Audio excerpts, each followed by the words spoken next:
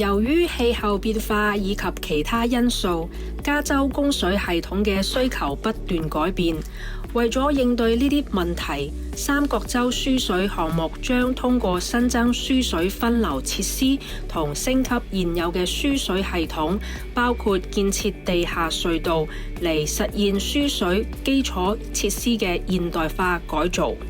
目前，水源通過一系列天然同人工渠道及運河流經三角洲，然後進入 SWP 州水利工程項目。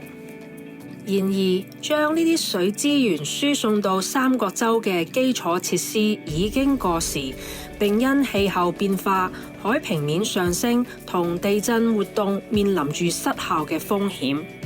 喺越加頻繁嘅極端天氣事件發生情況下，三角洲輸水項目將透過靈活地捉捕水源嚟幫助減輕呢啲威脅。該輸水系統將可以安全咁分流水源，最終提供俾2700萬加州人同75萬英畝農田使用。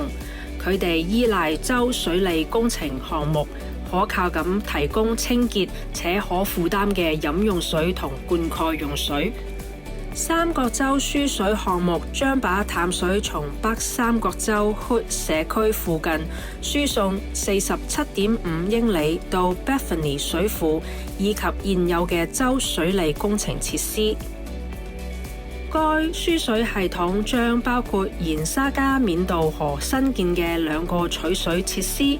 每個設施嘅取水能力為每秒3000立方英尺，並配備圓柱形魚類保護過濾網，稱為 T 型過濾網，以在向輸水系統取水嘅同時保護水生物種。呢啲取水結構令到我哋可以從沙加緬道河分流引水，佢哋係該項目最上游嘅設施。呢啲取水結構將具有氣候適應性，設計可應對200年一遇嘅洪水水位同2100年預計嘅海平面狀況。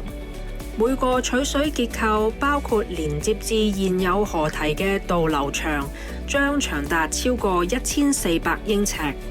每個取水設施將包括一個岸上取水結構及輔助設施，如沉電池、水閘同電力基礎設施。為本項目挖掘隧道係一項龐大嘅工程。項目將建造2個雙始發豎井，以便組裝大型隧道掘進機，並將佢降入地下，以開始隧道掘進工作。每個始發豎井將作為2個獨立隧道掘進機嘅起點，一台向北推進，另外一台向南推進。呢啲機器能夠進行約40英尺直徑嘅挖掘，以建造內徑為36英尺嘅混凝土襯砌隧道。喺1年嘅時間入邊，隧道掘進機可以挖掘2英里，或者係每日大概40英尺。整個施工過程將處理超過1800萬立方碼嚟自地面改良或隧道施工嘅泥土物料。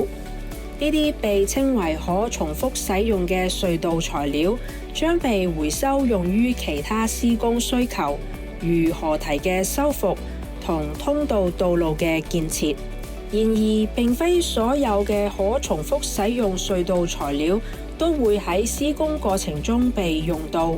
因此部分材料將被永久存放。